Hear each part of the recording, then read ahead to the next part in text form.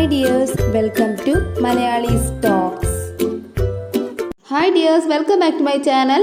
Calicut university first sem BA second language മലയാളത്തിലെ നിങ്ങൾ എക്സാമിന് പഠിക്കേണ്ട ഇമ്പോർട്ടൻറ്റ് ടോപ്പിക്സും അതുപോലെ തന്നെ ഇമ്പോർട്ടൻ്റ് ആയിട്ടുള്ള ക്വസ്റ്റ്യൻസും പറഞ്ഞു തരുന്നതിന് വേണ്ടിയിട്ടാണ് ഇന്നത്തെ വീഡിയോ എന്ന് പറയുന്നത്. അപ്പോൾ എല്ലാവരും വീഡിയോ സ്കിപ്പ് ചെയ്യാതെ കാണുക. അതുപോലെ തന്നെ ചാനൽ സബ്സ്ക്രൈബ് ചെയ്തതിന് ശേഷം ക്ലാസ്സുകൾ കേൾക്കുക. ഓക്കെ, അപ്പോൾ ഇതിൻ്റെ നോട്ട്സുകൾ വേണമെന്നുണ്ടെങ്കിൽ എല്ലാം ടെലഗ്രാം ചാനലിൽ അപ്ലോഡ് ചെയ്തിട്ടുണ്ട്. അതുപോലെ തന്നെ ക്ലാസ്സസ് എല്ലാം തന്നെ ഓൾറെഡി എടുത്തു കഴിഞ്ഞതാണ്. അപ്പോൾ അതിൻ്റെ എല്ലാം ലിങ്ക് ഞാൻ ഡിസ്ക്രിപ്ഷനിൽ ഇടുന്നുണ്ട്. എങ്കിൽ നമുക്ക് ക്ലാസ് സ്റ്റാർട്ട് ചെയ്യാം. ആദ്യത്തെ ചാപ്റ്റർ എന്ന് പറയുന്നത് ഒരു ആത്മകഥയായിരുന്നു, എൻ്റെ ഗുരുനാഥനെ ഓർക്കുമ്പോൾ എന്ന ആത്മകഥ. അപ്പോൾ ഈ ആത്മകഥയിൽ ഇമ്പോർട്ടൻ്റ് ആയിട്ട് ചോദിക്കാൻ സാധ്യതയുള്ളത് നമ്പീശൻ ആശാനെ കുറിച്ച് ചോദിക്കും. അതുപോലെ തന്നെ ആശാൻ്റെ ശിഷ്യവാത്സല്യം അങ്ങനെക്കുറിച്ചൊരു ചോദ്യം പ്രതീക്ഷിച്ചോളൂ. അതുപോലെ ആത്മകഥയുടെ പേര് എന്താണെന്നുള്ളത് ചോദിക്കാം. അപ്പോൾ ഈ ശിഷ്യവാത്സല്യവും അതുപോലെ തന്നെ ആത്മകഥയുടെ പേരൊക്കെ 2 മാർക്കിനാണ് ചോദിക്കാൻ സാധ്യതയുള്ളത്. എന്നാൽ ആശാനെ കുറിച്ചിട്ട് എഴുതാൻ പറയുന്നത് മിക്കവാറും ഒരു 5 മാർക്കിനുള്ള ക്വസ്റ്റ്യനായിട്ട് ചോദിക്കാം.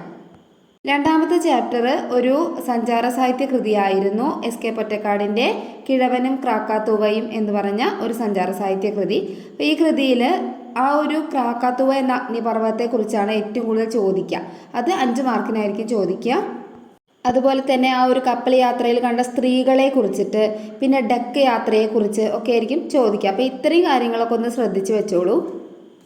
അടുത്തതായിട്ട് അഭിമുഖമായിരുന്നു, അക്ബർ കക്കട്ടിൽ മാധവിക്കുട്ടിയുമായി നടത്തിയ അഭിമുഖം. അപ്പോൾ ഈ അഭിമുഖത്തിൽ ഇൻസ്റ്റിങ്ക്റ്റിനെ കുറിച്ച് പറയുന്നുണ്ട്. അപ്പോൾ ആ ഒരു ക്വസ്റ്റ്യൻ ഒന്ന് നോക്കി വെക്കുക. അതുപോലെ നാലപ്പാട്ട് തറവാട്ടിലെ ബാല്യത്തെക്കുറിച്ച് പറയുന്നുണ്ട്. കുട്ടികളെ കഥാപാത്രമാക്കിയ മാധവിക്കുട്ടിയുടെ കഥകളെക്കുറിച്ച് പറയുന്നുണ്ട്. പിന്നെ മാധവിക്കുട്ടിയുടെ രചനാ ലോകത്തിൻ്റെ സവിശേഷതകൾ. അപ്പോൾ ഇത്രയും കാര്യങ്ങളൊക്കെ ഒന്ന് നോക്കി വെച്ചോളൂ. ഈ ഭാഗങ്ങളുമായി ബന്ധപ്പെടുത്തി ഏതെങ്കിലും ഒരു ക്വസ്റ്റ്യൻ നിങ്ങൾ പ്രതീക്ഷിക്കാം. ഇനി അടുത്തത് ജീവിതാഖ്യാനമാണ്. സജി മാർക്കോസ് ആണ് ഇത് എഴുതിയിരിക്കുന്നത്. അപ്പോൾ ഇവിടുന്ന് ചോദിക്കാൻ സാധ്യതയുള്ള ക്വസ്റ്റ്യൻസ് ടെലിറിയനെ കുറിച്ച് ഒരു ചോദ്യം എന്തായാലും ഉണ്ടാവും. പിന്നെ എരവൺ പട്ടണത്തിലെ വംശഹത്യ സ്മാരകത്തെക്കുറിച്ച് ഒരു 5 മാർക്കിന് ചിലപ്പോൾ പ്രതീക്ഷിച്ചോളൂ. പിന്നെ തലാത്ത് പാഷയെക്കുറിച്ച് ഇന്ത്യയുമായിട്ടുള്ള ബന്ധം എന്തായിരുന്നു അതിനെക്കുറിച്ച്. അപ്പോൾ ഇത്രയും കാര്യങ്ങളൊക്കെ ഒന്ന് നന്നായി നോക്കി വെച്ചോളൂ. അടുത്ത രണ്ടാമത്തെ മൊഡ്യൂളാണ്. അതിൽ കഥകളാണല്ലോ, ചെറുകഥകൾ. അതിൽ ആദ്യത്തെ ചെറുകഥ പൂവമ്പഴമായിരുന്നു. പൂവമ്പഴം എന്ന ആ ഒരു കഥയിൽ ആ ഒരു പേര് എങ്ങനെ വന്നു എന്നുള്ളൊരു ചോദ്യം പ്രതീക്ഷിക്കാം. പിന്നെ ആത്തേരമ്മ എന്ന കഥാപാത്രത്തെക്കുറിച്ചൊരു ചോദ്യം ഉണ്ടാവും. അടുത്തായിട്ട് വില്ലുവണ്ടി എന്നുള്ള കഥയാണ്. ഈ ഒരു കഥയിൽ ഉമാബാലൻ എന്ന കഥാപാത്രത്തെക്കുറിച്ചൊരു ചോദ്യം പ്രതീക്ഷിക്കാം. പിന്നെ ജാതിപരമായ വ്യത്യാസങ്ങൾ അത് ഇന്ന് നിലനിൽക്കുന്നുണ്ടോ എന്ന് വേണമെങ്കിൽ ഇന്നത്തെ കാലത്തെ ഒരു ചോദ്യവുമായി ബന്ധപ്പെടുത്തിയിട്ട് ഒരു ക്വസ്റ്റ്യൻ ഉണ്ടാവും. പിന്നെ അതിൻ്റെ ഡയലോഗുകളുണ്ടല്ലോ, അതൊക്കെ ഒന്ന് നോക്കി വെച്ചോളൂ. അടുത്ത നോവലാണ് ദൈവത്തിൻ്റെ കണ്ണ് എന്ന നോവല്.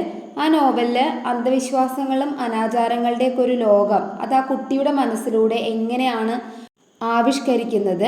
അതുപോലെ തന്നെ മുഹമ്മദ് അലിക്കാക്ക എന്ന കഥാപാത്രം, ആ കഥാപാത്രത്തെക്കുറിച്ച്, പിന്നെ സത്യപാമ്പിനെ കൊന്നത് ആരാണ്, പിന്നെ ആ പ്രധാന കഥാപാത്രമായ ആ കുട്ടിയുമായി ബന്ധപ്പെട്ടിട്ടുള്ള എന്തെങ്കിലും ഒരു ക്വസ്റ്റ്യനൊക്കെ ചോദിക്കാം. അപ്പോൾ ആ കുട്ടിയെക്കുറിച്ചൊക്കെ നന്നായി മനസ്സിലാക്കി വെച്ചോളൂ.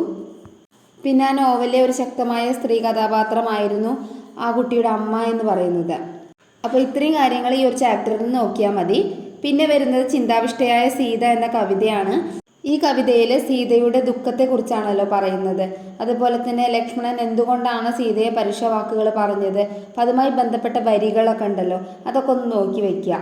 ഓക്കെ, ആ കവിയുടെ പ്രത്യേകതകൾ കൂടി ഒന്ന് നോക്കിക്കോളൂ, കുമാരനാശാനെ കുറിച്ചിട്ടുള്ള കാര്യങ്ങൾ. അടുത്തായിട്ട് വരുന്ന ഇവനെ കൂടി എന്ന കവിതയാണ്. ഈ കവിതയിൽ വൈലോപ്പിള്ളിയെ കുറിച്ചാണല്ലോ പറയുന്നത്. അപ്പം അദ്ദേഹത്തിൻ്റെ പ്രത്യേകതകൾ എന്തൊക്കെയായിരുന്നു, എങ്ങനെയൊക്കെയാണ് അദ്ദേഹത്തെ സ്വീകരിക്കാനായിട്ട് പറയുന്നത് എന്നീ കാര്യങ്ങൾ. അതുപോലെ തന്നെ ഈ ഒരു കവിതയിൽ നിരവധി കവികളെ കുറിച്ച് പറയുന്നുണ്ട്. വൈലോപ്പിള്ളി എന്ന കവിയുടെ കവിതകളെ കുറിച്ച് പറയുന്നുണ്ട്. അപ്പോൾ ആ കവിതകളും കവികളുടെ പേരുകളൊക്കെ ഒന്ന് ജസ്റ്റ് നോക്കി വെച്ചോളൂ. അപ്പോൾ അത് ഏതൊക്കെയാ കവിതകൾ വരുന്ന വരികളുണ്ടല്ലോ, അതും കൂടി ഒന്ന് ജസ്റ്റ് നോക്കുക കേട്ടോ. അടുത്തതായിട്ട് ഓരോരോ കാലത്തിലും എന്ന് പറഞ്ഞിട്ടുള്ള നാടകമാണ്. ആ നാടകത്തിൻ്റെ പ്രമേയം, പിന്നെ സ്മാർത്ഥ വിചാരം എന്താണ്, കുറിയെടുത്ത് താത്രിയെ കുറിച്ചിട്ടുള്ള കാര്യങ്ങൾ, ഇത്രയും കാര്യങ്ങൾ ശ്രദ്ധിക്കുക. പിന്നെ വരുന്നത് സിനിമ നൻപകൽ നേരത്ത് മയക്കാം. ആ സിനിമയുടെ ആശയം, അതുപോലെ സിനിമാ സങ്കേതങ്ങൾ പറഞ്ഞിട്ടുണ്ടായിരുന്നല്ലോ, അപ്പോൾ അത്, പിന്നെ മമ്മൂട്ടിയുടെ ഇരട്ട വ്യക്തിത്വത്തെക്കുറിച്ച്, പിന്നെ യഥാർത്ഥത്തിൽ ആ സിനിമ എന്ന് പറയുന്നത് യാഥാർത്ഥ്യവും ഫാൻറ്റസിയും കൂടിയിട്ട് ചേർന്നിട്ടുള്ള ഒരു സിനിമയാണല്ലോ, അപ്പോൾ അതുമായി ബന്ധപ്പെട്ടൊരു ക്വസ്റ്റ്യൻ. അടുത്തായിട്ട് വരുന്നത് ചലച്ചിത്ര ഗാനങ്ങളാണ്. ചലച്ചിത്ര ഗാനങ്ങൾ മെയിനായിട്ട് നോക്കേണ്ട കാര്യങ്ങൾ അത് ആരാണ് എഴുതിയത്, ഏത് സിനിമയാണ്, ഈണം ഏതാണ്, പാടിയത് ആരാണ് എന്നീ കാര്യങ്ങളാണ് പ്രത്യേകം ശ്രദ്ധിക്കേണ്ടത്. അതുപോലെ തന്നെ സൂര്യകിരീടം വീണുടഞ്ഞു എന്ന് പറയുന്ന ആ ഒരു ഗാനത്തിലെ ബിംബങ്ങളുടെ പ്രാധാന്യത്തെക്കുറിച്ച് ഒരു ചോദ്യം പ്രതീക്ഷിക്കാം. അടുത്തായിട്ട് എസ്സേ ആയിട്ട് ചോദിക്കാൻ സാധ്യതയുള്ളതാണ്. അതിൽ ഒന്ന് ദൈവത്തിൻ്റെ കണ്ണ് എന്ന നോവലിൽ നിന്നൊരു എസ്സേ ചിലപ്പോൾ ഉണ്ടാവും. അതുപോലെ തന്നെ സിനിമ നൻപകൽ നേരത്ത് മയക്കം എന്ന സിനിമ, പിന്നെ സഞ്ചാര സാഹിത്യം തീർത്ഥയാത്ര ഉണ്ടല്ലോ അത്. അതുപോലെ തന്നെ ജീവിതാഖ്യാനം ജസ്റ്റ് ഒന്ന് നോക്കി വെച്ചോളൂ. പക്ഷെ ഞാനതിൽ എഴുതുന്നില്ല, മേ ബി ചോദിക്കാൻ സാധ്യതയുണ്ട്, അതുകൊണ്ടാണ് ഞാൻ അതുകൂടി പറഞ്ഞത്. ഓക്കെ, അപ്പോൾ ഈ 4 പാഠഭാഗങ്ങളിൽ നിന്നായിരിക്കും വരികയാണെങ്കിൽ തന്നെ എസ്സേ ചോദിക്കുള്ളൂ. നിങ്ങൾ എക്സാം എഴുതുന്ന സമയത്ത് 5 മാർക്കിൻ്റെ ക്വസ്റ്റ്യൻസ് ഒക്കെ ആണെന്നുണ്ടെങ്കിൽ ഫസ്റ്റ് നമ്മളൊരു ഇൻട്രൊഡക്ഷൻ കൊടുക്കണം. അതായത് അതിപ്പോൾ കവിതയാണെങ്കിൽ ഏത് കവിയാണ് എഴുതിയത്, കവിത ഏതാണെന്ന് വെച്ചിട്ട് ഒരു ഇൻട്രൊഡക്ഷൻ, ഇന്ന കവിയുടെ ഇന്ന കവിതയിൽ നിന്നുള്ള വരികളാണ് എന്ന് പറഞ്ഞിട്ടുള്ള ഇൻട്രൊഡക്ഷൻ കൊടുത്ത് രണ്ടാമത്തെ പാരഗ്രാഫിലാണ് അതിൻ്റെ ആശയം എഴുതേണ്ടത്.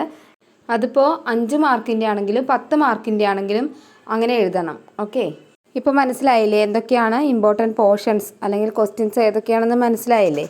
അപ്പോൾ ഇതുമായി ബന്ധപ്പെട്ടിട്ട് നിങ്ങൾ നന്നായി പഠിക്കുക, ടെക്സ്റ്റ് നന്നായി വായിച്ചിട്ട് പോവുക. പ്രത്യേകിച്ച് കവിതയിലെ വരികൾ, അതുപോലെ കഥയിലൊക്കെയുള്ള ഡയലോഗുകളുണ്ടല്ലോ, അതൊക്കെ ഒന്ന് നോക്കി പോവുക. ഇത്രയും ചെയ്താൽ തന്നെ നല്ല മാർക്ക് സ്കോർ ചെയ്യാനായിട്ട് പറ്റും. ഓക്കെ, അപ്പോൾ എല്ലാവരും നന്നായിട്ട് എക്സാം എഴുതുക. Thank you for watching. Support ചെയ്യുക, സബ്സ്ക്രൈബ് ചെയ്യുക.